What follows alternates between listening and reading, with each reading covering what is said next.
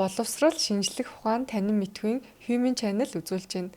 Энэ удаагийн дугаараар бид сэтгцэн эрүүл мэндийн талаар ярилцахаар улсын 1-р төв эмнэлгийн сэтгэл засалж оюун жаргал эмчийг урьдсан байгаа. Сайн байна уу та? Сайн уу? За таны ажил сайн уу? Миний ажил сайн байна. Чиний ажил сайн уу? Тэжгүй те. Бидний урилгыг хүлээж авч хүрэлцэн ирсэнд баярлалаа. За тэгэхээр энэ удаагийн дугаараар бид нар сэтгцэн эрүүл мэнд гэдэг нэлээд өргөн өрөөний сэдвээр ярилцах гэж байгаа тийм. Тэгэхээр хамгийн түрүүний асуулт юу вэ? Сэтгцэн эрүүл мэнд гэж юу юм бэ?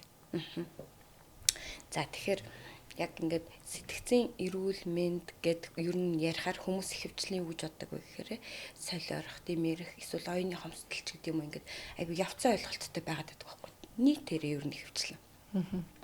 Бүр заримдаа манай эрүүл мэндийн салбарын маань ч гэсэн өөрсдөө энэ сэтгцэн эрүүл мэндийн талаарх ойлголт маань айгу сул байдаг. Тэгэхээр сэтгцэн эрүүл мэнд гэдгийг бид нар ингээд тодорхойлт байдаг байхгүй. Тэрэн дээр болохоор юу гэж хэлж байгаа вэ гэхээр тухайн хүн өөрийн оршин байгаа орчин нөхцөлдөө дасан зохицоод асуудал тулгарх юм бол даван туулаад нэг хэвийнээр амьдралаа үргэлжлүүлээд өөрийгөө ингээд орчин тойронтойгоо тэнцвэртэйгээр авч явж явах юм бол тухайн хүнийг сэтгцийн хувьд эрүүл хүн байна гэж ерөнхийдөө хэлнэ гэж үздэг. Тэгэхээр сэтгцийн эрүүл мэнд гэдэг ингээд тодорхойлт хэлэх юм бол өөрөө энэ маань өөрөө маш том юм ойлголт. Ягаад сэтгцэн эрүүл мэнд сүүлийн үед илүү их чухал болоод байгаа юм бэ гэхээр урд нь бол байгаагүйш байсан энэ тухай бол асуудлууд гардаг л байсан. Тэгэхээр яг одоогийн бидний энэ амьдарч байгаа цаг үед нийгэм маань өөрөө юм маш юм хурдцтай хөгжиж байгаа. Тэрнтэйгээ холбоотойгоор биднэрт ингээд тохиолдож байгаа асуудлууд маань айгүй олон янз болсон байхгүй. Ингээл ойрын жишээ гэхэд бид нарт цар тахал юм шинэ сэргсэн халдварт өвчнүүд байна, байгалийн гамшгууд байна. Дайн болж гин, эдийн засгийн өөрчлөлтүүд байна, тий. Тэгээд энэ хүн гэдэг маань өөрөө ч гэсэн ингээд маш олон хувилбартай гэх юм уу, ингээд олон төрөл болж тий. Хүүс маань ч гэсэн ингээд маш олон төрлийн хүүсийг хүмүүс хүлээн зөвшөөрөх шаардлагатай болж гин. Өөрөө энэ нийгэм маань бидрээс хүнээс маш их тийм хүчин чармайлт шаардаж байгаа. Амьдрахын тулд амжилтын нийгэм гэж бас хэлээд байгаа шүү дээ, тий. Заавал энэ ч тухайн хүнээс ингээд өөрөө хичээж ийж, зүтгэж ийж, тэгжээж энэ нөгөө нэг юм өөрийн эргэн тойрондоо хүл нийлүүлж амьдрах шаардлага нөхцөл гарч байгаа зэрэг маш олон юм асуудлууд бас болоод хүний сэтгцэн эрүүл мэндэд ингээд нөлөөлөх юм сөрөг нөлөөллүүд айгүйх болж байгаа байхгүй. Тийм учраас цаавал бид нарын сэтгцэн эрүүл мэндийг ойлгох, энэ асуудлыг ярих тий шаардлагатай өрн болоод байгаа. Тэгэхээр бид нар нөгөө сүүлийн үеийн статистик мэдээллүүдийг ингээл харангуут айгүй хэцүү тоонууд харагдаг тий. Одоо Монгол хүний одоо 4 хүн тутмын нэгэн сэтгцэн эмгэгтэй байна энэ гэдэг ч юм уу. Тэгэхээр энэ одоо яг тэр одоо тухайн өндөр тоо баримтуудыг яг миний бодлоор хараад бол юу гэж боддог вэ гэхээр энэ сэтгцийн тулгамдсан асуудал юм уу? Эсвэл яг сэтгцэн эмгээ яриад байгаа юм уу? Эсвэл яг сэтгцэн өвчнөө яриад байгаа юм уу? Тэгэхээр яг энэ гурвын хооронд ямар ялгаа байгаа вэ? Яг үнэ. Тэгэхээр яг таны сая хэлсэн нөгөө 4 хүн тутмын нэг нь ер нь сэтгцэн эмгэгтэй байна гэдэг мэдээлэл ер нь сошиалаар айгүйх нэг хэсэг явсан шүү дээ тий. Тэгэхээр яг энэ сэтгцэн эрүүл мэнд гэдгийг ярихад тухайн хүн амын нийтэд нь сэтгцийн хувьд эрүүл, сэтгцийн хувьд тулгамдсан асуудалтай, сэтгцийн хувьд эмгэгтэй гэж ингэж том 3 бүлэг болж байгаа байхгүй. За тэгэхээр сэтгцийн хувьд эрүүл гэдэг маань түрүүний хэлсэнтэй тухайн орчин нөхцөлтэй хүн хэвийнээр бие авч яваад дасан зохицоод амьдрч чадж байгаа хүнийг ерөнхийдөө хэлж байгаа. Тулгамдсан асуудалтай гэдэг нь болохоор хүн амьдралынхаа туршид ямар нэгэн асуудалтай байна гэдэг бид нар өдөр тутам л тулгарч байгаа шүү дээ. Тэгж байгаа. Уй гашуу тохиолдно. Орон нутаг ажиллах амьдрах орчин нөхцөл өөрчлөгдөх гэр бүл шинэ гишүүн нэмж болно тий. Албан тушаалын хувьд буурчж болно, өсчж болно, сургууль чинээр хүүхдүүд суралцсан, найз нөхдөд нь солигдно, багш нь солигдно гэдэг. Маш олон юм нөлөөлөх хүчин зүйлүүд байгаа даа. Тэр хүчин зүйлүүд тухайн хүний нөгөө сэтгэл зүйн байдалд нөлөөлөд төр зуур хямарсан нөхцөл байдлыг сэтгцэн тулгамдсан асуудал гэж хэлж байгаа. Төр зуур хямарна гэдэг нь болохоор сэтгэл зүйн хувьд бол сэтгэлээр унах, сэтгэл түгшилд автах тий нойргуудах уйламтгай болох бухимдалтай болох ч гэдэг юм уу иймэрхүү асуудлууд байж болно. Нөгөө талаасаа зан үйл бас хямарч болно. Энэ тухайн орчин нөхцөлдөө бие зөв авч байгаа болох. Ямар нэг хор зуршилд автах хүүхэд байлаа гэхэд гадуур тэнэг худлаа ярих ч гэдэг юм уу те. Иймэрхүү зан үйлийн хямралд өртөж байгаа тэр тухайн нөхцөл байдлыг бид нэр сэтгцийн тулгамдсан асуудал гэж хэлж байгаа. За тэгвэл энэ тулгамдсан асуудал маань ер нь 6-аас 12 сар үргэлжлэх юм бол энийг хэвэн гэж үзнэ. Мэдээж надад миний амьдралд ингээд уу гашуу тохиолдож гин те. Амьдралд маань ингээд шилжилт хөдөлгөөн өөрчлөлтүүд гарч яхад хүн ингээд нэг бухимдах те тэрэндээ тасан цогцох гад ядрах сэтгэл зүй хямрах энэ бол хэвэн баггүй. Хэрвээ энэ нь харин 6-аас 12 сараас дээшээ үргэлжлээд нөгөө нэг түрүүний сэтгэлээр нэг унах хямрах шинж тэмдгүүд маань миний хэвэн ажиллаж амьдрах нөхцөлд хор хохирол учруулад нөгөө хүн маань ажилдаа явах болох, хичээлдээ явахгүй байх, хоол ундаа идэхгүй байх, хүнтэй харьцаж чадахгүй болох ч гэдэг юм уу те. Иймэрхүү хэвэн амьдрч чадахгүй хэмжээнд хүрэх юм бол энийг бид нар сэтгцийн хувьд эмгэг буюу нөө түрүүний 3 бүлэг хуваасныхаа сэтгцийн эмгэгтэй хэсэгт орох гэж байгаа байхгүй. Тэгэхээр за тэгвэл дараагийн сая эмгэг гэнгээ хэлчихсэн те. Тэгэхээр эмгэгийг бид нар болохоор юу гэж ойлгодог вэ гэхээр дийлэнх нь өрдөөсөө солиорох дэмэрх эмгэг эсвэл оюуны хомсдол буруу ойлголттой яваад байна. Сэтгэл түгшилт ч гэдэг юм ингээд маш цөөхөн эмгэггүүдээр бид нар ингээ хязгаарлагдаад дуусчдаг байхгүй. Тэгэхээр энэ эмгэггүүд маань маш олон төрлийн эмгэггүүд байгаа. Дотроо бид нар олон улсын юм өвчний ангиллаараа ингээ дотор нь ангилдаг. Органик шалтгаантай, дотоод шалтгаантай, гадаад шалтгаантай завсрын эмгэгч гэдэг юм уу те. Хүүхдийн ингээ бие даасан эмгэг, настан тохиолдох эмгэг, нөгөө нэг хооллох дурын эмгэгч гэдэг юм уу, донтох эмгэг гэд маш олон дотроо бүлэг болгодог байхгүй. Тэгэхээр саяын нөгөө тулгамдсан асуудалтай тулгарч байгаа энэ маань ингээд төр зүр үргэлжлээд эмгэгт орчиж байгаа үеийг болохоор бид нар нөгөө нэг завсрын эмгэг гэж хэлдэг. Яг нөгөө бидний мэддэг солиорох юм ирэх эмгэгч гэдэг юм уу те. Дотоод шалтгаантай эмгэг бол биш.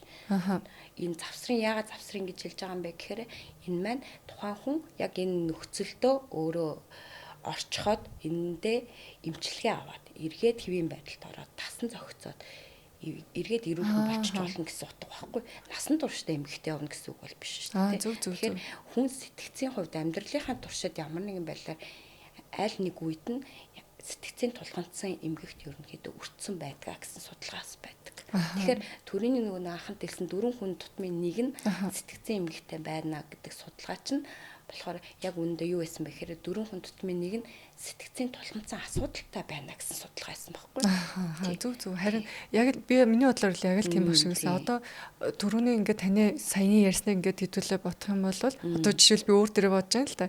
Ямар нэгэн байдлаар надад ингээд амьдралд маань нэг одоо стресс нөлөөлөх одоо ингээд нэг том үйл явдал гэж бодлоо гэж бодвол би тодорхой хэмжээгээр сэтгэл санаагаар унаад одоо сэтгэл гутарч болно тийм үү? Тэгтэл энэ хэсэг хугацаанд энэ миний одоо энэ сэтгэл гутарж байгаа одоо байдлыг бол бид нэр тулгамдсан асуудал гэж яриад байна. Тэгтэл энэ маань удаан хугацаанд 6-аас дээш 12 сараас дээш үргэлжлээд давхар нэмэгдээд миний ахуй амьдралд нөлөөлж авах юм бол бид нэр энийг сэтгцийн одоо эмгэг байдал тооцно. Заавал тусалцаа эмчилгээ шаардлагатай болно. Тэгэхээр энд одоо хүмүүсийн одоо нийтлэг ойлголт бол заавал ингээл сэтгцийн асуудал гэхэр ингээл одоо юу гэдгийг те амар ингээл галзуур солиорол дэмэрэл энэ төр агүй хэцүү ойлголттой байдаг те. Тэгтэл энэ маань хинтэж хамаагүй тохиолдож болох асуудал. Альч үед бид нэр өсвөр наснаас хүүхэд наснаас ахваллал те үтэл нас хүртэл амьдрал тухайн алхам тутамдаа энэ нийгмийн стресс уур бухимдлаас шалтгаалаад гэдэг ч юм уу те. Тэгэхээр хүн болгонд л тулгарч болох асуудал болохоор бид нэр эндээ илүү нээлттэй байх хэрэгтэй юм байна тийм үү? Тийм яг үнэ. Яг үнэ. Бид нар ер нь нийтдээ яг нэг сэтгцэн эмгэг гэд дээр үеийнхээ ойлголтоор те яг л солиордог. Тийм. Галзуурдаг. Тийм. Оюуны хомсдолтой юм ойлгодоггүй маанаг тэнэгч тийм. Тиймэрхүү ойлголттой байдаг байдгаасаа болоод дандаа ингээд сэтгцэн эрүүл мэндийн асуудал гээ ярангуут бүгдөө сэтгэц гэдэг тэр үгнээс айгаад ингээд баг хүлээн зөвшөөрөхгүй нуугаад байна тий. Тусламж авч чадахгүй байх бичих тиймэрхүү байдлууд хүмүүс маань их байдаг. Тэгэхээр одоо жишээлбэл яг сэтгэл зүй хүний сэтгцэн байдлыг одоо ямар нэгэн өвчин одоо эмгэгтэй ингээд одоо органик бие махбодын тий өвчин эмгэгтэй ингээд төсөөлж харьцуулж бодох юм бол жишээлбэл одоо ингээд хүүхдийн эмч хүний хувьд бодож байна тий. Одоо яг адилхан орчин нөхцөлд өсч бойж байгаа хоёр хүүхэд адилхан асаргаатай адилхан орчинд байна тийм үү. Нэг нь бол дархлааны хувьд одоо юу гэдгийг арай бие махбод одоо тамирт нэхний үед сайн болохоор баргийн вирусыг бол нэг хөнкөн тэгсийгээ нус гоожод өнгөрөх чинь нөгөө яг адилхан хүүхэд маань болохоор тултал нь өвдөж нэг санаа намарт ингээд нэг адилхан орчинд ижиж хүн болгоны бие махбод ингээд янз бүр байгаад байна шүү дээ. Тэгвэл яг энэ сэтгцийн тэр тулгамцсан асуудлаас эмгэг байдалд одоо ингээд шилжчихэд тийм үү. Тэгэхээр ийм нэг эрсдэлтэй бүлэг хүн гэж байх уу? Эсвэл ер нь ялгаагүй дүү? Ер нь бас энийг ингээд судалсан бэл ерөнхийдөө байдаг л та. Тэгэхээр хин ямар нөгөө нэг энэ дээр ярихаар тухайн хүний сэтгэл зүйн хэв шинжийн байдлыг их ярьдаг. Зөв. Хүний сэтгэл зүйн хэв шинж гэдэг маань нөгөө нэг ямар гэр бүл төссөн тий айлхны хэд хүүхдийн эрэгтэй юм уу эмэгтэй юм уу тий ээж аав нь тухайн хүүхдийг яаж хүмүүжүүлсэн тэр гэр бүлийн итгэл үнэмшил юу юм хүүхдээ ингээ хүмүүжүүлдэг арга барил нь юу юм тэ хүүхдтэйгээ харилцдаг харилцааныхын зарчим нь юу юм гэдгээс шалтгаалаад тухайн хүний ингээ сэтгэл зүйн хэв шинж ерөнхийдөө бүрэлддэг байхгүй. Тэгэхээр энтэйгээ холбоотойгоор асуудлыг даван туулах, дасан зохицох чадвар гэдэг маань хүн болгонд бас өөр байгаад байдаг. Харьцангуй нөгөө нэг бие дасан тэ дасан зохицох чадвартай хүмүүс бол асуудлаа даван туулах, шийдвэрлэх нь нөгөө нэг илүү их тотгошоогоо типийн нөгөө илүү их төгшөмтгий, аймтгай, санаа зовтгой хүмүүсийг бодох юм бол илүү тэр хүнд чинь давуу тал болно шүү дээ. Дархлаа болоод байна тий. Хурдан асуудлаа даван туулаа шийдвэрлэж чадчихна гэдэг чинь нөгөө зүйлтэйгээ нөгөө зууралтаад ингээд сэтгэлээ зовоогоод явахгүй байгаад шүү дээ. Тэгэхээр тухайн хүний сэтгэл зүйн хэв шинж гэдэг айгу том нөлөөлөл болж идэг. Тэр их чухал. Тэгээд мэдээж бас үнтэйгээ холбоотойгоор тухайн хүний өөрийн бас итгэл үнэмшил бас их чухал шүү дээ. Асуудлыг яаж хардгийг, ямар хандлагатай хүн юм гэдэг нь бас их чухал байдаг. Тэгэхээр дараагийн асуулт маань бол яг одоо сэтгцийн эмгэг сэтгцийн өвчин ер нь удамших уу? Удамшил талтай та юу гэж бодож байна? Энэ манай сэтгцийн эмэг дээр удамших нь ер нь бол сэтгцэн эмэг маань өөрөө шалтгаан тодорхойгүй эмгэг гэдэгтээ ордог. За. Яг ингээд яг юунаас болоод энэ хүнд ийм дотоод шалтгаантай эмгэг үүсэж байгаа юм те. Яагаад ингээд энэ завсан эмгэх дүртэмтгий хүн байгаа юм ч гэдэм. Энэ маань яг ингээд тодорхой шууд ингээд бүр 100% тэрнээс гэж ингээд шилж нөгөө нэг одоо магадгүй ханиад бол вирус те бактериэр гэдэг юм уу ингээд тодорхой ингээд нэртэй бактериаар ингээд үүсдэг юм байгаа штэ вирусээр. Тэгэхэд манай сэтгцэн эмгэг бол яг тийм шалтгаан тодорхойгүй эмгэг гэдэгтээ явдаг. Тэгэхдээ нөлөөлөх хүчин зүйлт нь бол заавал ер нь хамгийн түрүүнд л удамшлын анамнез, удамшлын өгөгдөл ер нь байдаг. Удамд ямар нөгөө нэг эмгэгүүд байна, тий сэтгцэн ямар өөрчлөлт байна гэдэг маань энэ тэр бас онш тавихад нэлээд юм өндөр ач холбогдолтой үзүүлэлт ерөнхийдөө болдог.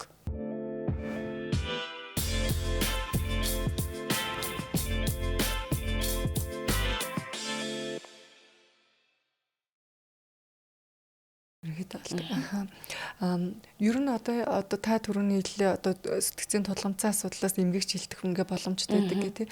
Яг юм сэтгцийн эмгэгтэй явж байгаа хүнийг гаднаас нь хараад ерөнхийдөө ингээд мэдэх нь боломжтой юу гэж юу. За тэр маш олон төрлийн сэтгцэн эмгэг байгаа гэж ер нь хэлсэн шүү дээ. Дотоод шалтгаантай болон гадаад шалтгаантай. Дотоод шалтгаантай эмгэг гэдэг нь болохоор ерөнхийдөө удамшлын шалтгаантай нөгөө нэг бидний түрүүний ингээд цээрлээд байгаа солиорох эмгэгүүд ч гэдэг юм уу те эдгэрт нь маань ордог. Гадаад шалтгаантай эмгэг гэдэгт болохоор юу ордог вэ гэхээр нөгөө нэг ямар нэгэн эм бодисын шалтгаантай сэтгцийн өөрчлөлтүүд ямар нэгэн тарих бие махбодын гэмтэлтэй холбоотой үүссэн асуудлаас үүдэж байгаа сэтгцийн өөрчлөлтүүд бас нөгөө дотрын эрхтний өвчнүүд байгаа шүү дээ. Дотоод чөөрлийн зүрх судасны хоёрдогчоор үүсэж байгаа. Бие махбодын шалтгаантай бас эмгэгүүдийн улмаас үүсдэг бас тэм сэтгцийн өөрчлөлт. тийм эмэггүүд бол байдаг. Аха. За тэгэхээр шууд одоо эдгээрийг ингээд нөгөө нэг яг нийтлэг шинж тэмдэг гэж хэлхий гэхээр бас энэ учир дутагдaltaй. Манайхан болохоор яадаг вэ гэхээр ингээд Google дээр ингээд хайнгуудаа нэг юм сэтгэлээр унжин, түгшж гин, эсвэл ингээ нойргууд гин, би ядарж гин гэдэг ч юм уу нэг нийтлэг хэдхэн шинж тэмдгийг хайж олоод Google дэнгүүтээ өөртөө магадгүй ингээ маш юм өндөр онш тавьчихсан явж идэг байхгүй юу. Ингээ янз бүрийн онш хилээд би тийм эмгхтэй юм биш үү гэдэг юм те. Зарим нэг нь бол бүр өөрийнхөө энэ нүүн маш тодорхой шинж тэмдэгтэй байхад оншоо үгүйсгээ явж явах тохиолдлууд байдаг. Тэгэхээр түрүүний хэлсэн маш олон манай эмгхтэй. Тэгэхдээ нөгөө нэг юм ижил төстэй шинжүүд бүгдэнд нь байдаг. Одоо магадгүй завсрын эмгэг дээр ч гэсэн би ядарч цуйлтан, нойргууд нь сэтгэлээр унах те. Нөгөө нэг өлегт бодол, муу юм бодогдох, юмнаас айж очих гэдэг юм. Иймэрхүү шинж тэмдэг гардаг бол бас нөгөө нэг дотоод шалтгаантай шизофрени ч гэдэг юм. Солиорих дэмэр эмгэгдэр ч гэсэн бас эдгээр шинж тэмдгүүд байж л байдаг байхгүй. Тэнгүүд яг ийм шинж тэмдэгтэй бол энэ эмгэг. Ингээд ийм шинж тэмдэг гарч байгаа бол энэ бол сэтгцийн өвчтөй хүн байна гэдэг ингээд шууд хэлэх нь өөрөө бас өрөөсгөл. Мэдээж нөгөө нэг илт тодорхой шинж тэмдэгтэй эмгэгүүд бас байгаа л да. Манай солиорих дэмэрх эмгэгүүд ч юм бол ингээд тодорхой шүү дээ. Энэ маань хит хийсвэр, бодол санаа, хит хийсвэр, итгэл үнэмшилч гэдэг юм уу тийм нөгөө нэг энгийн өөр ингээд нөгөө нэг юм хэвийн бус хит хийсвэр тиймэрхүү үг яриатай байгаа тэр маань өөр илт бол шинж тэмдэг мөн ч гэсэн нийтэд нь бол яг ийм байх юм бол тийм өвчин гэдэг одоо ингээд хэлэх бол бас өрөөсгөл. Тэгэхээр бид нэр өөрсдийнхөө сэтгэл зүгнийг бүхэл бүтэн том эргэтэн гэд хэдүүлээ төсөөлөх юм бол тий. Одоо жишээлбэл зүрх судас гэл хэдүүлээ ярангуут чинь таргалтаа сэргийлээ тэндээс тэгэрэгэл нэг тухайн эргэтний нэг хамгаалах ингээд нэг аргууд байдаг шүү дээ тий. Халдварт бус өвчнөөс сэргийлээ гэдэг ч юм. Тэгэхээр бид нэр яг энэ өөрийнхөө сэтгэл зүг, өөрийнхөө одоо сэтгцийн байдлаа тий чадах чинээгээрээ эрүүл байлгахын тулд ерөнхийдөө юу хийж болох вэ? Үрцэцлэн сэргийлэх байдлаар ч юм уу сэргийлэх талаар тий. За тэгэхээр миний хувьд одоо би энэ жил 18 дахь жилдээ яг юм сэтгцэн хэмжээр ажиллаж байгаа. Сэтгэл заслаар ажиллаж байгаа юм чи. Тэгэхээр ерөнхийдөө харахаар бид нар нийтдээ хамгийн түрүүнд л яг энэ сэтгцэн эрүүл мэнд гэдэг талын ойлголт айгүй сайн байх хэрэгтэй. Гэж санагдаад. Би яг энэ сэтгцэн эрүүл мэнд гэдэг чинь юу юм бэ? Сэтгэл гэдэг чинь ямар эрхтэй юм бэ? Энэ эрхтэн чи өвдөхөөр надад ямар байдал би болдгийм бэ? Би яаж өөрчлөгддөг юм бэ те? Иргэн тойрныхаа асуудалд ямар асуудал үүсдэг юм бэ гэдэг юм. Энийг ингэж нийтэд нь юу таньж мэдэх нь хамгийн чухал гэж би боддог. Яг тэгхгүйгээр эхнээ энэ сэтгцэн эрүүл мэнд гэдгийг ойлгохгүй, сэтгэлээ өвдөж гинэ гэдгийг танихгүйгээр би нөгөө асуудлаа шийдвэрлэж олж харж чадахгүй.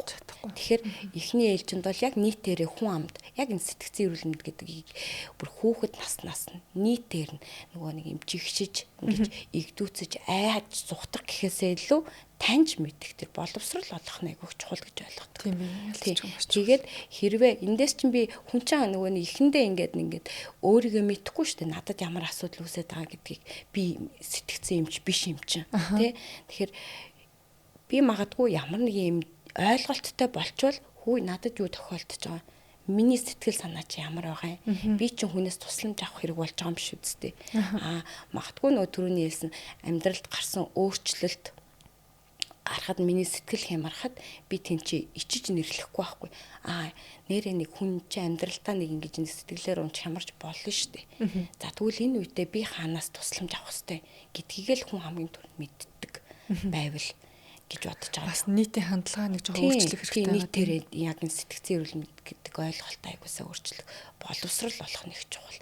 За тэгээд үүний дараанаас хувь хүн өөрөө юу хийх хэрэгтэй вэ гэж бодохоор би бол хүн өөрийгөө маш сайн танин мэдэх хэрэгтэй. Өөрөө өөртөө маш их сониучаар хандах хэрэгтэй гэж боддог. За би чинь ямар хүн юм? Би юунд дуртай хүн, юунд дургүй хүн, тэ ямар орчинд би илүү их таатай байдгийг, надад тийм таагүй мэдрэмж үзүүлдэг газар орчин юу юм ч гэдэг юм уу, тэ өөрийгөө илүү их танин мэдэх нь их чухал гэж боддог. Бид нар ихэвчлэн ингээл хүмүүсийг ингээл харж байхад би тийм л хүн тийм л байна. Иймээрээ баг дуусан ч гэдэг юм уу те. Дандаа нэг юм тогтсон нэг юм үзэл баримталтай байгаад иддэг шүү дээ. Тийм итгэл юм шүү дээ. Би ийм зөрүүдэл хүн өөрчлөгдөхгүй. Би ийм ууртай л хүн би өөрчлөгдөхгүй ч гэдэг юм уу те. Би ийм сул дорой зориггүй. Би зоригтой болохгүй бах уу ч гэдэг юм. Дандаа ингээд өөрийгөө ингээд нэг юм дүгнчихсэн яваад байдаг байхгүй. Тэгэхээр тэр дүгнэлт маань ер нь яг хэр үнэн бэ гэдгийг ч гэсэн бас эргээд нэг бодох хэрэгтэй байхгүй. Өөрийгөө маш ихээр сонирч харахж яг ингэж харж анзаарах мэдрэх нь хамгийн их чухал. Хэрвээ гэх юм бол би илүү ядаж асуудлаа илүү таньж мэднэ. Асуудлаа таньж мэдээд ах юм бол надад би шийдлээ хайна. Шийдлээ хайх нь би өөрөө хийж үлдэж бас болж гин. Эсвэл хин нэгнээс тусламж авч болж гин. Мэргэжлийн хүн дээр очиж болж гин те. Гих мэтчлэнгээр өөртөө тэр туслах зам маань нэгдэн гэх юм да. Энэ л бол хамгийн түрүүний өөрийгөө өөртөө анхаарах хэмжээл гэж. Одоо жишээлбэл ер нь яг энэ сэтгэл зүйн талаарх ойлголтыг одоо таны ярианаас хэдүүл ингээ ботход те баг байх үеэс нь аль болох одоо бага наснаасаа эхлүүлээл бид нэр юм өөрийн ингээ сэтгэл зүйн талаар маш зөв ойлголттой тийм үү? Яг өөрийгөө анзаарах, өөрийгөө танин мэдэх талаар ойлголттой байж ээж тэрийгэ илрүүлж ээж те. Одоо жишээл бидний нөгөө амьдралын хэм маягч айгу завгүй штэ. Амар завгүй ээж, айгу завгүй ажил хийдэг ингээл хитэн тийшээ завгүй гүйсэр байтал би гэдэг одоо хүнээж баг хөгтцэн мэдэхгүй явж байдаг шүү дээ. Яг өөрийнхөө дуртай юун дуртайгааж баг ингээл мэдэхгүй тэр маань ингэ чинь гэл ингэ явж байдаг шүү. Тэгтэл яг л хүн ханиад хүрээ дуушгины хатгааллаг гэд эмчтэр хандах ёстой шиг ямар нэгэн асуудал байх юм бол нэр нь надад асуудал энэ эрэхтэн маань бас өвдөж байгаа юм биш үсттэй гэж бодоод эмчэд хандах ингээд нэг юм хэрэгтэй байгаа тийм. Тэгтэл эн чинь нөгөө нийтээрээ ингээд нэг юм заавал сэтгцэн асуудал хэр нэг амар ингээд юм төсөөлдөг болохоор ингээд юм стереотип ойлголт болохоор тийм ингээд зүгтаагаад дүрлээд ингээд байгаа байхгүй. Бас нэг юм гэлэхээр бид нар одоо би өөр дээр ч гэсэн ингээд аваад харахад бид нарт ингээд багт ч гэсэн одоо дэрийн сэтгцэн эрүүл мэнд сэтгэл зүгээ ойлгох хайрлах гэдэг юм заагаагүй шүү дээ. Бүр ингээл одоо би боддог байхгүй. Одоо баг байхад одоо ингээд зүгээр энэ бол нийтлэг хүүхэд нь унчхад хурдан бас юунд ойлсон өөрөө унсан хүүхэд ойлдоггүй шүү дээ. Тэгэл ингээд иймэрхүү үг байдаг шүү дээ. Энэ мэдчихэл ингээд бүр эн чинь ингээд хамгийн нөгөө нэг юм энгийн хүүхдийн мэдрэмжийг хаасан орхигдуулсан нөгөө хүмүүжлийн арга барил байгаа байхгүй. Уул нь бол тэн чинь унчсан уу, өвдсөн үү, ямар байсан, юу болов, чи одоо яаж ийн ч гэдэг юм уу те. Сэтгэл хөдлөн гадагшлуулсан юм байна тийм үү. Тухайн үнд сэтгэл хөдлөл мэдрэмж гэдэг юм чи хүүхд тэгж хүн чинь ойлгох байсан байгаа байхгүй. Ер нь бол тэгэхэд чи өрдөөс хурдан бас өөрөө унсан хүүхд уйлдгүй юм ч гэдэг юм уу те. Ингээд юм байж гэдэг. Тэр мэтчлэнгээр өрдөөс шууд л тухайн хүүхдийн ингээд өвдөж байгаа, зовж байгаа, шаналсан тэр мэдрэмжүүдийг ингээд гэл ингээ хаачдаг.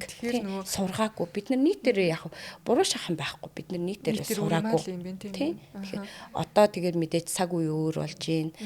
Тухайн үед харьцангуй нөгөө тайван тийм байсан байж болно. Одоо л бид нар заавал энэ сэтгцэн эрүүл мэнд гэдэг юм ойлгоод өөрийгөө хайрлаад энийг засчихгүй бол би бол хизээд тэр ердөөс өдөр тутамдаа л ийм стресс, тэр тулгамцсан асуудалд өртөх боломжтой ийм орчин нөхцөлд амьдарч шít бид нар чинь. Тэгэхээр зайлшгүй шаардлагатай болчихдог байхгүй. Багаас нь л хүүхдүүд одоо л бид нар хүүхдүүдээ тий одоо эрэгтэй хүүхдээ л одоо юу гэдгийг мэдрэмж одоо өөрийнхөө мэдрэхүйг аягүй сайн гадагшлуулах тий тэрийг сонсох хүлээж авах.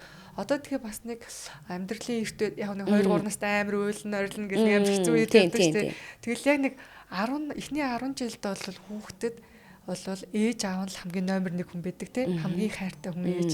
Тэгтэл нэг 10 наснаас дээш өсвөр насны үе ороод тэр чинь бас нэг өөр сэтгэл зүйн асуудлууд болоо авчиж байгаа тийм. Одоо нөгөө хайртай ээж аав гэхээсээ илүүтэйгээр дараагийн хайртай хүмүүс нь гараад ирчихэж байгаа. Хайртай найз минь, том болоо хайртай найз охин минь гэдэг ч юм уу. Тэгэхээр яг энэ өсвөр насны хүүхдийн одоо эсвэл өсвөр насны хүүхдтэй ээж аавд хүүхдийн сэтгэл зүг одоо яаж бүүцэлэх вэ?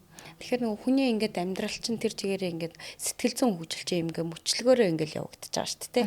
Ингээд хүүхдийн хөгжилд ингээд тэдэн сартаада тийм сурна, мүлхэн, ганган гунган, хөл доорн, өөрөө өөрийгөө нөгөө нэг юма бариад идэж уунч гэдэг юм уу ингээд бие махбодын хөгжил байгаа шиг сэтгэл зүй ч гэсэн бас ингээд тухайн нөхцөл бүрдээ ингээд нас насандаа ингээд хөгжиж явж байгаа шүү дээ. Тэгэхээр яг саяын хэлсэн нөгөө 10 нас гэсэн шүү дээ. Ерөнхийдөө энэ үеэс нөгөө хүүхдийн өсвөр нас эхэлдэг. Өсвөр насны онцлог юу гэдэг вэ гэхээр ердөөсөө хүнд хийсвэр сэтгэхүй гэдэг юм айгуу сайн хөгжиж эхэлдэг. Нөгөө юмыг хийсвэрлэн бодох. Тэ? Мөрөөдөх. Ингээд таамаглах гэдэг тэр юмнууд чинь айгуу хөгждөг байхгүй. Урд нь магадгүй 10 наснаас өмнө тэр хүүхэд тэр бол харьцангуй бага мэдээж байгаа тэгстэй бага. Тэгтээ тэр үед бол намайг ээж тэ улаан өмдөн дээр ногоон цамц өмсгөө гаргачвал тэр хүүхдэд хамаагүй. Зүгээр би тэрийг надад ямар харагдах болмол гэж юрдөөсөө бодохгүй. Тэр хүүхдэд сайн ээж надад ингээд өмсгөөсөн гэд ээждээ итгэж байгаа байхгүй. Ээжээ сонголт гэд магадгүй яг энэ хийсвэр сэтгэхгүй хөгжөөд ирчихэж байгаа энэ үед хамгийн ойлгомжтой тэр хүүхд ингээд толгой дотроо бодож эхлэх нь шүү дээ. Би улаан амттай ногоон цамцтай ямар харагдах вэ? Тэгэхээр чин нөгөө нэг энэ үед ээж аавуудын хамгийн их ингээд тулгамдаад ингээд яриад байдаг юм нь урд нь ийм хүүхэд байгаагүй одоо бүр өвөнд орхоо болчлоо. Дандаа ингээд нэг өөрийнхоороо нэг юм яриад байна. Бидний хэлж ярьсан юм ингээд дандаа ингээд тэр хүүхдэд таалагдахгүй байна ч гэх юм уу тий. Тиймэрхүү байдлаас болоод маш их зөрчилд ороод эхэлдэг шүү дээ. Тэгэхээр нөгөө хүүхдийнхээ онцлогийг бид нар мэдэхгүй болохоор тэр нөгөө нэг энэ хүүхэд чинь өөрийн гэсэн үзэл санаа бодол мэдрэмж тий гэж ертөнцийг хардаг юм нүдтэй болж ин гэдгийг бид нар ойлгохгүй байгаа байхгүй. Улаан өмдөн дээр ногоон цамц муухай гэж тэр хүүхэд чи өөрөө бодож ивэл өмсөж гарахгүй шүү дээ. Муухай шүү дээ тий. Тэгэхээр чин тэрийг нээж хоёр чин зөрүүдлээд ин гэж ойлгоод байгаа байхгүй. Уг нь бол тэр хүн чин тэнцээ муухай харагдмааргүй л байгаа байхгүй юу. Тийм шүү дээ. Шоололмааргүй л байгаа байхгүй. Намайг шоолж тий өөрөө тийм чи өөрт нь тааламжгүй байгаа бол тэгэхээр чин тэрийг нь зөрүүдлээд байна гэж бид нар харчаад байгаа байхгүй. Тэгэхээр нөгөө хүүхдийнхаа сэтгэл зүйн онцлогийг айгуу сайн ойлгох хэрэгтэй. Яг энэ өсвөр насн дээр ямар ийм өөрчлөлтүүд гардгийг. Хүүхэд ер нь юу боддгийг гэдгийг ойлгох нь их чухал. Би тэгээ дахиад нэг хэлмээр байдаг. Өөрийнхөө өсвөр насыг эргээд нэг хараач. Та ямар байснаа мартцсан юм уу гэдээж аваад асуумар санагддаг байхгүй. Тэгээд ингээ ярилцаад эхлэнгүүт нэрэл бас нэрээ тэр үе чинь тийм л байсан шүү дээ. Бид нар ялгаа байхгүй ш. Бид нар ч өсвөр насыг тойроогүй. Баггүй өнгөрсөн. Тийм арай л өнгөрсөн. Бид нар ээж аавд ингээ хэлмээр байдаг үгнүүд байдаг, үйл ойлголцдог байсан юмнууд чинь зөрүүдтэй, дургуудээ одоо нэг юм бүтэхгүй, болохгүй дэ ч гэдэг юм тэгээд идэг юм биш байхгүй. Тэр чинь тухайн хүн бие даасан том хүн болох гээд байна. Өөрийн гэсэн үзэл санаатай, үзэл бодолтой хүн болох гээд байна гэдгийг нь бид нэр хүлээн зөвшөөрөхгүй байгаагаас нэг зөрчилчийг үүсэж байгаа байхгүй. Тэгэхээр хүүхдтэйгээ илүү сайн ярих, ойлголцох, магадгүй нөгөө нэг юм сонголт хүсэл сонирхлыг нь хүлээн зөвшөөрөх гэдэг юм чи одоо насан турш том хүмүүс бидний ингээд тулгарч байгаа асуудал байгаа байхгүй. Тэгэхээр бид нараас ингээд нөгөө нэг талбараа тавьж өгөхгүй байгаа байхгүй хүүхдүүдтэй бас ингээд одоо жишээлбэл нөгөө гадны судалгааны төрүүдийг харахад одоо тийм хит чанга гэр бүл байдаг шүү дээ. Одоо мэдээж яг эцэг гих байх, хүүхдээ хүмүүжүүлэх гэдэг чинь амар том шинжлэх ухаан тий. Тунгийн тааруулж тэр бас чадхад айгүй хэцүү тий. Хүүхдүүдтэй айлтгуулах цаг зав аргахыг л чинь ойлгохыг ингээ хичээгээд байгаа боловч бас тэг болж өгдөггүй тохиолдол зөндөө байдаг. А яг ийм гадны юунуудыг харахаар хитрхи юм нэг чанга гэр бүлүүд байдаг тий. Одоо тэгж болохгүй ингэж болохгүй.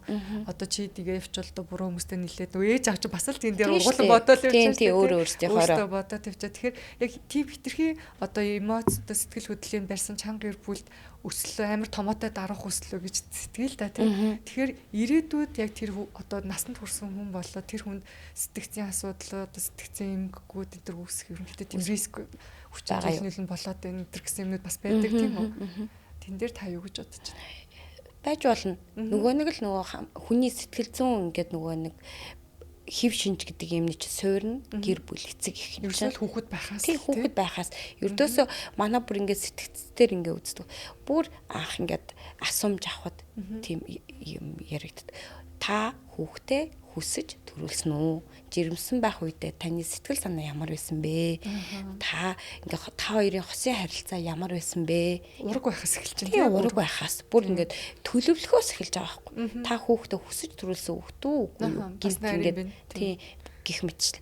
Тэгэхээр энэ ч юу харуулж ийн вэ гэхээр нөгөө нэг хүний ингээд энэ сэтгэл зүй гэдэг юм чинь өөрөө маш ингээд ганцхан ингээд нөгөө нэг төрсний дараа том болсны дараа бий болдог юм шиг байхгүй. Тэр чинь бүр тэр доор суурин дээр эцэг ихээс бүрэлдэхээсээ тийм л явж бүрэлдэхээсээ гэж ярьж байгаа байхгүй.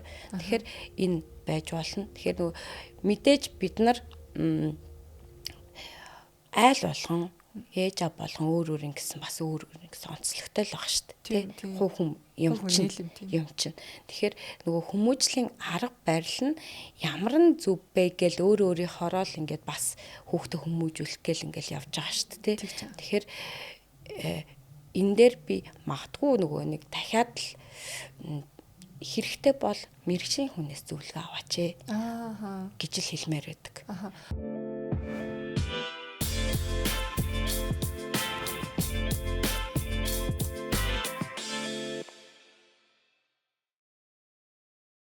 Одоо жишээлбэл яг ингээд одоо хүүхд өсвөрийн юм хийж яхад ч юм уу тий ээж нэг юм яриад хүүхд нэг юм яриад бүр ингээл огт ингээл таарч тохирохгүй тий бүр энд чинь амар л юм болж байгаа шүү дээ ингээл өстой гэр бүлийн аимшигтай л асуудал болж байгаа тий тэгэхээр яг өөртөө яг энийг шийдэхэд бол айгүй хэцүү тийм үү одоо би хүүхдээ ойлгоход хэцүү хүүхд маань намайг ойлгохгүй тэгэхээр бит хоёрын гол ингээд ялч нэг юм саад бэрхшээл байгаа байхгүй би биэндээ амар хайртай. Тэгтэл ингээд тохиролцож чадахгүй ойлголцохгүй байгаа. Нэг юм дээр ингээд хамтдаа ингээд нэг шугам дээр ирэхгүй байгаа юм байгаа шүү дээ. Зөрүүтэй. Тэгэхээр бит хоёрт бол яалтчгүй. Дунд нь ингээд 100 ч юу хэрэгтэй л байгаа байхгүй. Ер нь одоо жишээл бидний уншдаг юм дээр бас одоо ялангуяа одоо хүүхд өсвөрөө энэ гэдэг чинь дандаа л эмс төвчтэй холбоотой л бас асуудал зөндөө гарч ирдэг шүү дээ.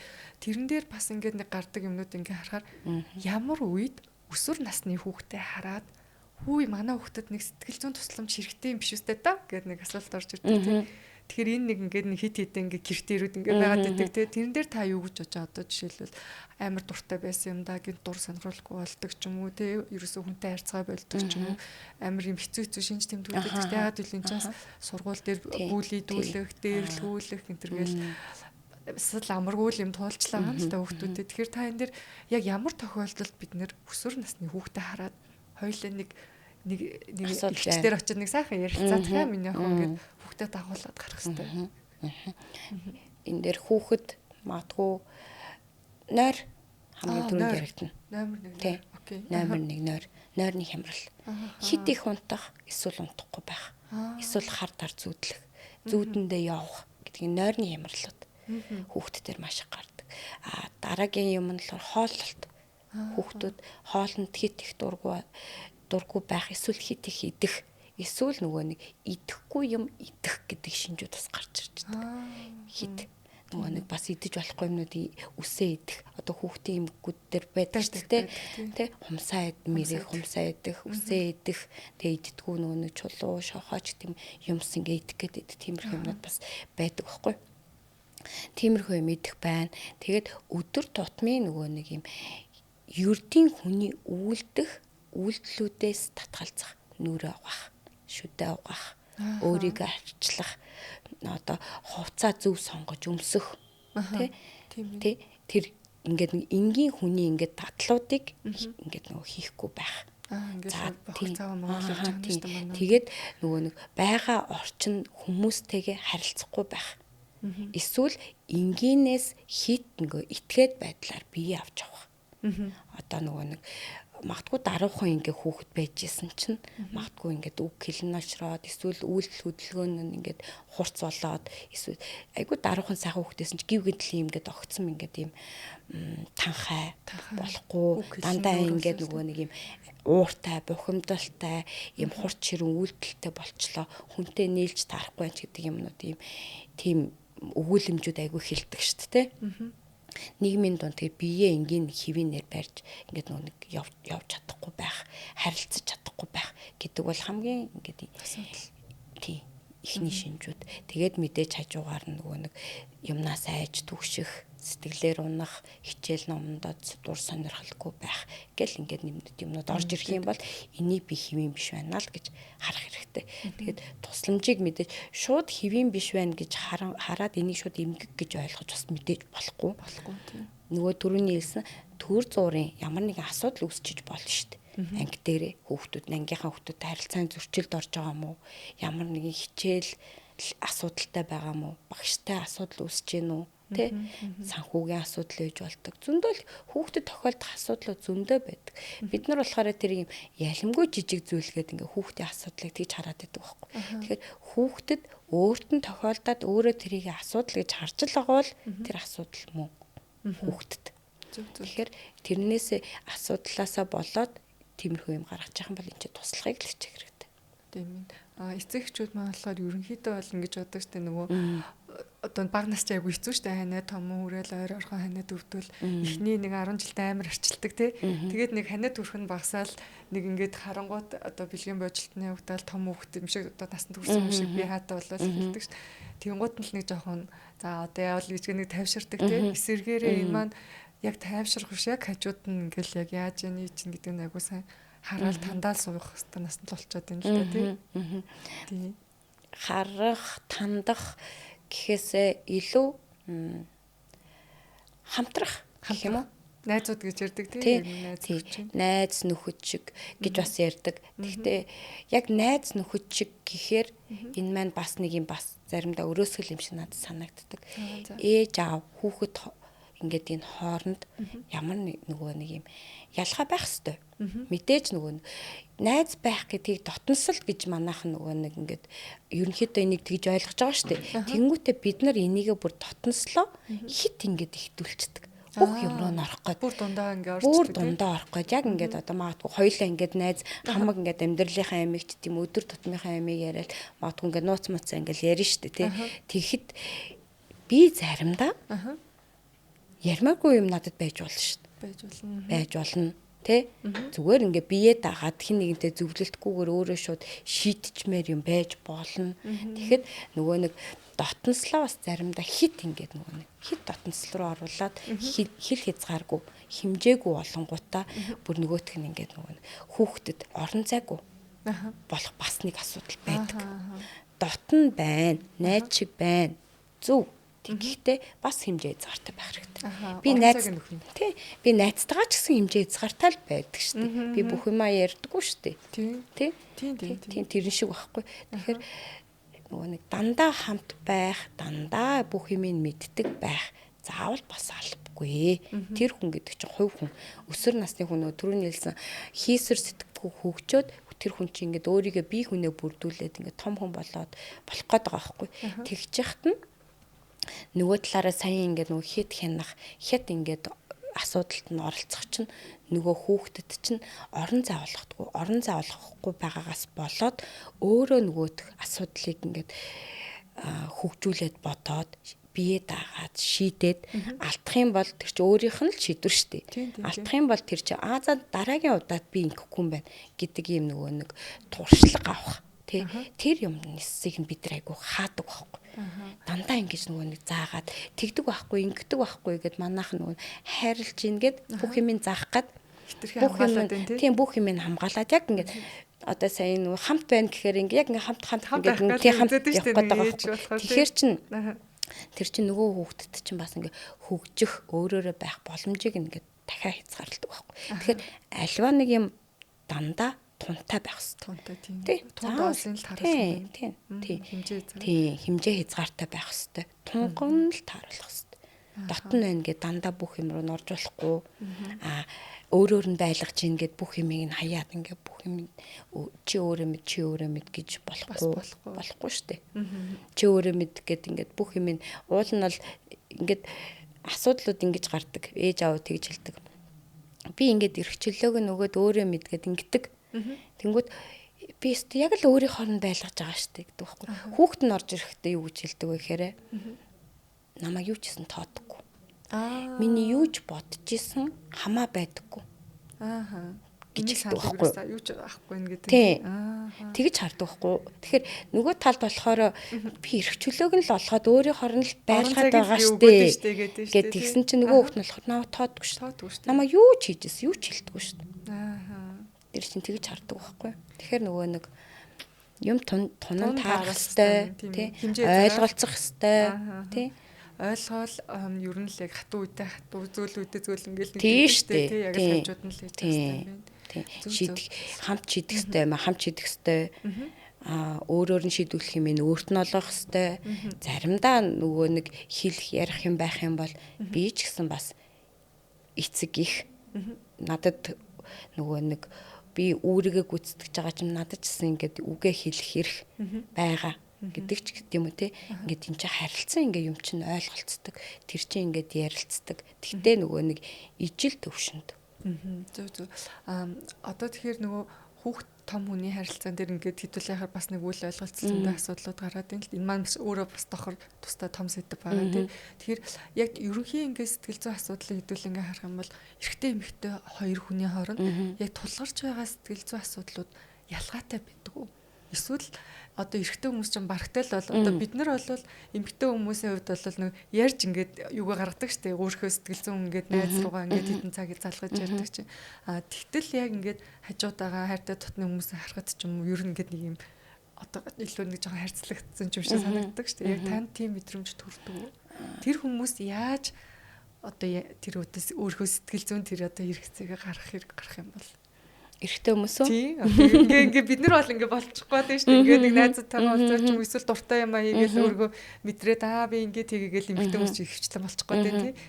Тэгвэл яг эрэгтэй хүмүүсийн хувьд бас л энэ нэг илүү дотогшоогоо юм шиг одоо тийм мэдрэмж төрдөг дөө. Тэгэхээр тэр хүмүүсийн юм ялгаатай байдлыг та юу гэж харж байна? Хамгийн түрүүнд бид нар одоо биологийн хүүсээр ялгаатай байгаа шүү дээ тий. Тэгээд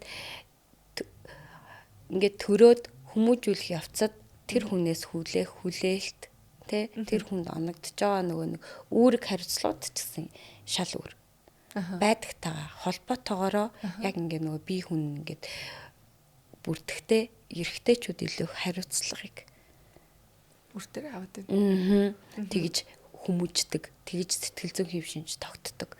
Тийм учраас яг одоо монголчуудын хувьд ингээд ирчүүдэд ингээд тавьдаг ингээд нийтлэг юм байгаа штэ. Монгол эр хүн гэснийг тодорхойлт байгаа штэ.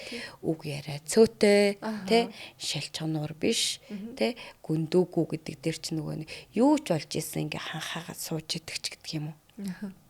Одоо юу гэдэг вэ ингээд айгүй олон нэг монгол эр хүнд чинь нэг юм тодорхойлтууд байгаад байгаа штэ. Манайхны тэгэхээр яг тэрнтэйгээ магадгүй холбоотойгоороо эрэгтэйчүүд нөгөө нэг мэдрэмж сэтгэл хөдлөлөө гаргах тий өөрийгөө энэ сэтгэл зүйн эрүүл мэндэд анхаарах байдлууд ер нь бол муу гэж хэлнэ. Манай одоо нөгөө нэг яг ингээд судалгаан дээрээс ингээ харахаар эрчүүдийн ингээд дунд сэтгэл зүйн эрүүл мэндийн асуудал бол ер нь хэд өндөр гэж асуу. Тэгэхдээ тусламж авах байдал нь бага. Ахгүй ер нь ахгүй тасгаа байдаг. Бас нийгмийн хандлага байдаг шүү дээ. Нийгмийн хандлага байна. Нөгөө хүмүүжлийн арга барил, нийтийн нөгөө нэг бидний ойлголт тэрнээсээ болоод хүмүүжлийн арга барил, сэтгэл зүйн хэв шинжүүд гээд их олон юмнууд байгаа. Тэрнээсээ нөлөөлж байгаа. Тэнгүүд шууд одоо жишээ нь та нар тийм байха бол гэж хэлээд ч гэх юм уу те. Одоо шууд тэр юм өөрчлөгдөхгүй шүү дээ. Тийм ээ. Гэхдээ энэ дээр одоо жишээлбэл одоо 80-ад оныхон 70-ад 80-ад оныхон тий эсвэл одоо жинзээ үе гэл нэг одоо дахиад өөр үе байгаа шүү дээ. Жинзээ гэхэн манд одоо нэг 20 жилийн дараа жин альфатагаа тулгарна шүү дээ. Ерөнхийдөө бол тий. Тэгэхээр яг энэ жинзээ үе одоо бидний үе энэ төр хооронд ер нь яг энэ тэр тогтсон хэв шинж өөрчлөгдөх тийм хандлага танд харагдаж байна. Өөрчлөгдөн ах гэж боддог.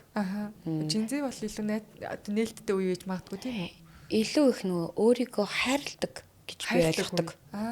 Би өөрсдийнхөө нөгөө нэг юм сэтгэл зүйн байдлаа илэрхийлдэг, мэдрэмжээ таньдаг, тэрийг хүнд ойлгуулдаг, тэ өөрийнхөө хэрэгцээг ингээд тодорхойлж чаддаг, өөрийнхөө төлөө явдаг хүмүүс аахгүй юу? Тэгэнгүүт магадгүй нөгөө нэг талаараа одоо ингээд нөгөө нэг юм жоохон зөрчил үүсээд байгаа юмнууд болохоор бид нар магадгүй тэгж сураагүй, үзээгүй учраас тэдгээр хүмүүсийн тэр үйлдэл нь өөрөө амар юм танил биш. Бидний чадаагүй мэдхгүй юм. Тэнгүүд тэд нар тийм байгаад байгаа нь биднэрт ингээд амар хэцүү байгаа байхгүй. Тохирох байгаа юм шиг тийм өөрч юм шиг тэгж бодоод байгаа байхгүй. Тэгэхээр угаасаа л ингээд магадгүй тэр нэг үг байдаг шүү дээ. Бидний үед юм байгаагүй гэдэг эмээ өвөөгийн ээж аав ч гэсэн үг. Тэр ялгаа байхгүй. Энд чинь ингээд нийгэм байдаг л үзэгдэл гэж би бол ойлгодог. Тэрнээс энэ чинь ингээд үе хоорондын зөрчил ингээд бүр амар зөрчил үүсгээд ахаар асуудал би бол биш л гэж хардаг шүү дээ. Хоорондоо ойлголцоод Сэтгэл зүйн асуудал тохиролцоод ингээд тохироод тий явах л үе болохоос биш. Гарч байгаа сэтгэл зүйн асуудлууд бол магадгүй гарсаар л биш шүү дээ. Тий. Хүүхэд хоорондын эцэг их хүүхэд хоорондын зөрчил үргэлж байсаар л байна. Тий. Дунд насны хямрал байсаар л байна. Өсвөр насны хямрал байсаар л байна. Энд чинь нэг магадгүй Gen Z-ийн илүү их тэр нөгөө хямралд автахгүй байх гэж ингэж тамаглаж одоо хэлэх чинь амар бас үнэн байна. Өрөөсгөл. Тэгэхдээ бол би хүний нийгэм байгаа цагт хямрал бол хизээсэгтэй байна. Тэрийг шийтгэл хэрэгтэй. Шийдэх ур чадварууд нь л өөр байх. Тасан цогцгоо үйлчлэн өөрөө тийм байх. Тэрнээс асуудлууд бол хизээ цагт хүнд байсаар л байна шүү дээ. Яаж даван туулах уу, яаж асуудлаа шийдвэрлэх үү гэдэг дээр л өөрөөр байх болохоос биш. Тэгэхээр хүн одоо жишээл амьдралдаа ямарваа нэгэн одоо хэцүү бэрхцүүлтэй тулгарлаа гэж бодоход за хэцүү бэрхцүүл байгаагүй ч зарим хүмүүс ярьдаг чи юу дутсан гэж бас нэг ярьдаг тий. Хэрвээ одоо ямар нэгэн байдлаар сэтгэл зүйн хувьд нэг юм тавгүй, тухгүй, нойргүй, хоолгүй ч юм уу тий. Яг нэг юм амьдралын хэм маягийн жоо өөрчлөгдөж ч юм. Энэ тохиолдолд ер нь бол цаг алдалгүй тий. Одоо өөрийнхөө асуудлыг баг дээр нь ч юм уу мэргэжлийн тусламж үйлчилгээ аваад тий. Энийгээ ерөнхийдөө тусламж үйлчилгээнийг даахуу ингээд амьдралын чанараа дээшлүүлэх, сайжруулах хэрэг байна тийм үү. Энэ яг одоо төсөөлж ярих юм бол нөгөө шүдний цоорч тий. Шүдний эмчнэр хэлдэг чинь баг дээр нэрвэл баг мөнгөөр гайгүй хурдан юмслуулна. Гэтэл хүмүүс ингээд нэг айгаад ингээд шүдний эмч гэхээр ингээд айц төрөө очтгүй шүү дээ. Тийш тэгж чаа бүр аимшигтай бодлонгууд нь л ингээд хитэн өдрийн юуны эмчилгээ болдог тий. Урахгүй тулдаг. Тэгэхээр бид нэр хэрвээ ямар нэгэн байдлаа угаасаа энэ нийгэм асуудал ихтэй их бах хэмжээгээр асуудал тулгарч байгаа завгүй байгаа тий. Гэр бүлийн харилцаанд ч асуудал тулгарч байгаа. Тэр болгон дээрээ хэрвээ одоо ямар нэгэн байдлаар тавгүй тухгүй сэтгэл зүйн одоо тийм мэдрэмж авах юм бол надад асуудал байна гэж үзэх юм бол өөрийгөө хүлээн зөвшөөрөх хэрэгтэй тийм үү барагтай хүлээн зөвшөөрөхөд айгүй хэцүүтэй ер нь яг ингээд бодохоор надад л бас жоох хэцүү санагдаж байна хэрвээ яг би яг ингээд за одоо би асуудал нэг гарчлаа яг сэтгэл зүйчийн эсвэл сэтгэл засалч юм чи ингээд зөвлөгөө авъя гэж бодтлоо бас жоох удах юм шиг санагдав. Тэгэхээр нөгөө нэг сэтгцэн эрүүл мэндийн талаарх эерэг ойлголт нийтээрээ бид нар эерэг ойлголттой болох юм бол магадгүй энэ нөгөө миний надад тулгарч байгаа асуудал чинь амар биш. Би хүнээс юм асууж болно, надад ийм тулгарч болно гэдэг хүлээн зөвшөөрөхөд надад амар болно шүү дээ. Би ганцаархна гэхээс илүү нийтээрээ энэ асуудалд илүү их эергээр ойлголтоо өөрчлөх, хандах шаардлага байна. Хандлага. Тэгэхээр таны анзаарснаар яг таны практик дээр тий яг энэ нийтлэг ингээд юм стереотип болсон ингээд нийтлэг энэ ойлголтууд ер нь яг энэ орчин үеийн нийгэмд хагаад арай ингээд нэг юм нээлттэй болж өөрчлөгдөж байгаа. 10 жилийн өмнө 20 жилийн өмнө өөрчлөгдөж байгаа. Ер нь шал өөрөлж байгаа. Магадгүй одоо анх ингээд сэтгцэн ингээд салбарт ингээд ороход магадгүй намайг хүмүүс айгүй гайхчихсан байхгүй. Яагаад ийм заавал сэтгцэн өвчтөнтэй хүмүүстэй ингэж хэцүү штэ амар штэ гэт ингэж ерөнхийдөө айгүйх ярьдаг байсан байхгүй намайг анх ингэж сэтгцэн юмч болно гэж яхад манай гэр бүлийнхэн ч ялгаа байхгүй. Тэгэхэд надад би болохоор тухайн үед надад төрж исэн мэдрэмж юу вэ гэхээр ирээдүйд энэ сэтгцэн эмгэг сэтгцэн асуудал тэгэхээр сэтгэл засал гэдэг юм чинь хүнд айгүй чухал айгүй хэрэгтэй асуудал болноо. Тийм учраас би энэ надад илүү их тохиромжтой илүү гоё салбар гэж би сонгож орж исэн байхгүй. Тэгээд тухайн үед яг сэтгцийг ингээд сонгоод ордог анагаах төгсөн хүмүүс цөөхөнч байсан. Айгуу цөөхөн төгсөгч нар сэтгцийн салбарыг сонгодог байсан. Одоо бол маш олон болсон шүү дээ. Жилдээ ингээд айгуу тэр тухайн үеийнхээс хэд дахин олон сэтгцийн эмч сэтгэл засалж болохоор сонгож ордог болсон. Тэгэхэд энэ маань өөрөө магадгүй нөгөө яг салбар дотроо ч гэсэн яг энэ сэтгцийн эрүүл мэндийн талаарх ойлголт яг ингээд хэрэгцээ хөгжиж байгааг харуулж байгаа гэж би ойлгодог. Зүг. За тэгэхээр энэ удаагийн дугаараар хүрэлцэн ирсэн танд баярлалаа. Маш олон хэрэгтэй мэдээллүүдийг сонсож авлаа. Тэгэхээр тань нөгөө надаас бас асуугаагүй та яг энийг л нэг ингээд нэг хилчгэмсэн яг энэ л ингээд нэг үлдчихлээ. Тэ одоо хүмүүс яг л нэг энэ ойлголтыг нэг жоох ингээд өөрчилж өсөө гэж бодогдохоор яг тийм одоо асуудал байна уу? Яг тэгэхээр мэдээж яг иймэрхүү подкаст илүү их нэвтрүүлгүүд дээр хүмүүс дандаа тэгж тэг яаж хамгаалах вэ гэдэг имийг айгүй хамаа. Би юу хийх үү гэдэг юм айгүй асуудаг шүү дээ. Тэгэхээр түрүүн дурдсанаар ерөнхийдөө энэ асуудал аюулгүй харахыг хичээгээрэй гэж ингээ хэлсэн те. Дээр нь нэмээд надаас бас ингээд нөгөө энгийнээр би өөрийгөө хайрлах хамгаалах зөндөө олон аргууд байгаа шүү дээ. Өөрийн шинэ хоббитой болох. Өөрийгөө илүү их таньж мэдэх, олон шинэ зүйлд өөрийгөө сорих, илүү сониуч байх гэдэг өөрөө бас сэтгцэн эрүүл мэндэд хамгаалахад айгүй чухал зүйл гэдэг. Би олон зүйлийг сонирхож үзэх, тэ оролдож үзэх. За магадгүй энэ болсон ч надад нөгөөх нь болж магадгүй шүү дээ. 10 юм надад тохироогүй ч 11-т нь надад тохирч магадгүй байхгүй. Тэгэхээр шантралгүйгээр өөрийнхөө дуртай юм, өөрийнхөө ингэж хайрладаг юм хамт нөгөө нэг дуртай таатай газар орчин ч гэдэг юм уу те. Тэр зүйлийг шантрашгүй хайж агаарай. Өөрийгөө шантрашгүйгээр дандаа сонирхож таньж мэдхийг оролдож агаарай. Тэгээд өөртөө маш их тийм ууч, тайван, шүүмжлэлгүй хандж агаарай гэж хүмүүст хэлмээр санагддаг. Бид нар ердөөс өөрийгөө хайрлана гэхээр айгу тэр талаар ойлголт айгу бага байдаг байхгүй. Баян бид нар өөртөө шүүмжилдэг тий. Тэгэхээр өөртөө илүү хууч, бага шүүмжилж их хайрлцгаая. За их баярлалаа. За баярлалаа. За баярлалаа. Энэ удаагийн дугаар маань энэ хүрээд өндөрлж байна. Дараагийн дугаараар дахин уулзцгаая.